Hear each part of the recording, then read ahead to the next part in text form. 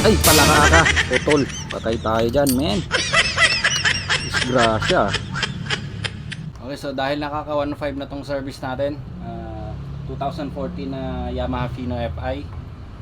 So mag-change oil na muna tayo. So gamit natin tong Yamaha Lube na Blue Core natin 40.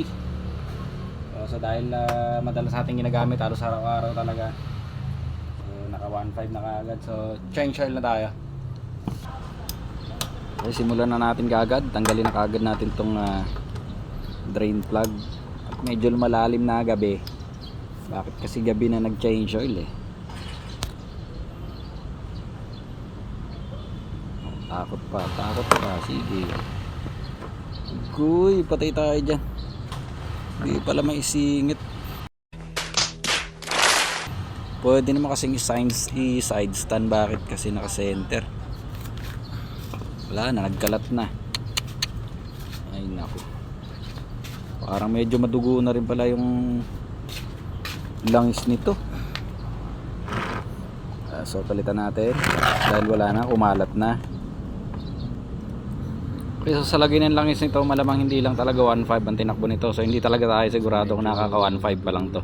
So dahil hindi natin nasundan yung huling odometer nung last na nag-change oil. So kita nyo naman sa langis, hindi lang 1.5 tinatakbo nyan. Iba na kulay, men.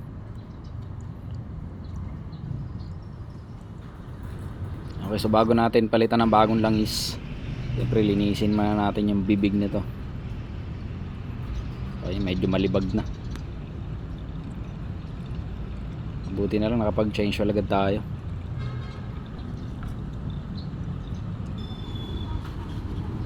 Tanggalin muna natin yung mga libag niyan para hindi na sumama mamaya pagka naglagay na tayo ng bagong langis.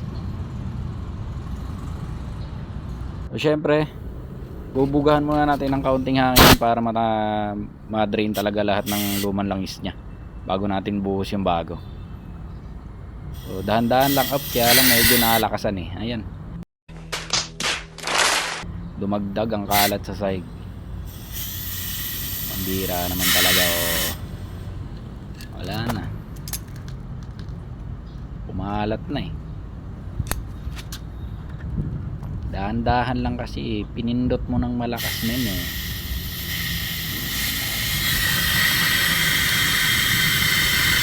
Ayan, pagka wala nang lumalabas din na men, pwede na yun. Importante lang ma-drain natin ang husto.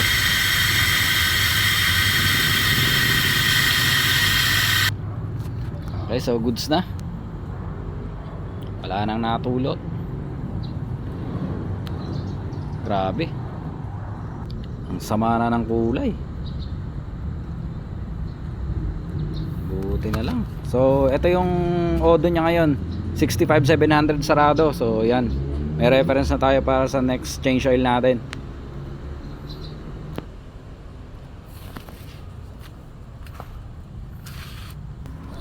Okay, so ito gagamitin natin, Yamaha Lube natin 40 na 1000 ml. Pero ilalagay lang natin dyan 800 ml lang. Titira natin yung 200.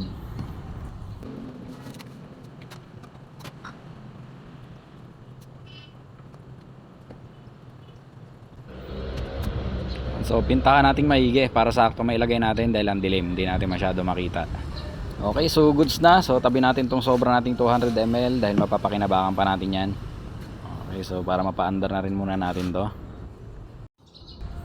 So kumakaway na nga pala si Shopee nito sa dipstick natin dahil may crack na yung hawakan nito. So pero dati na yan. So dapat ingatan natin pagbalik to. Dahil Shopee is waving na. Baka bumigay pa.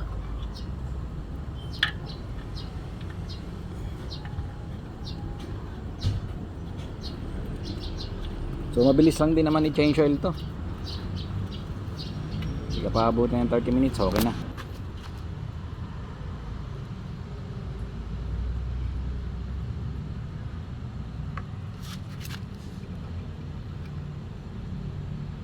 Ay, palaka ka, putol.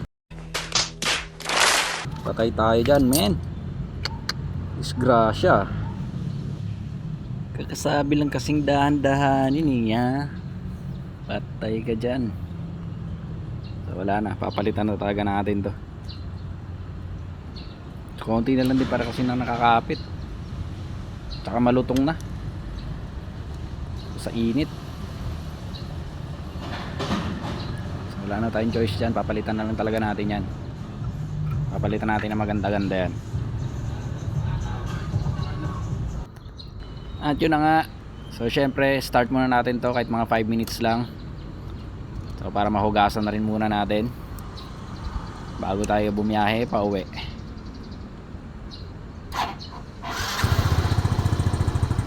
So hayaan na lang muna natin siyang umandar dyan.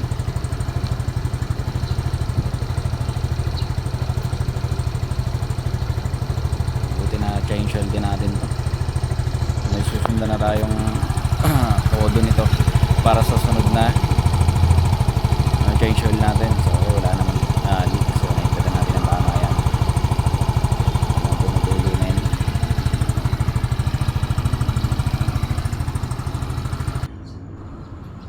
Okay, so ito na nakapag car wash na rin tayo. Napag motor wash pala. So napaliguan na rin natin. Bagong change oil, bagong ligo. So okay na, goods na. Pwede na tayong bumiyahe pa uwi. Alright.